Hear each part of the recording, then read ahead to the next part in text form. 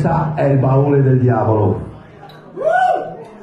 Da dove nasce il vento? Nessuno lo sa. Cimitare d'inverno è sotto assedio. Mentre tu stai lavorando, il tuo ragazzo che viene nel centro, il tuo ragazzo sul divano aspetta il suo momento.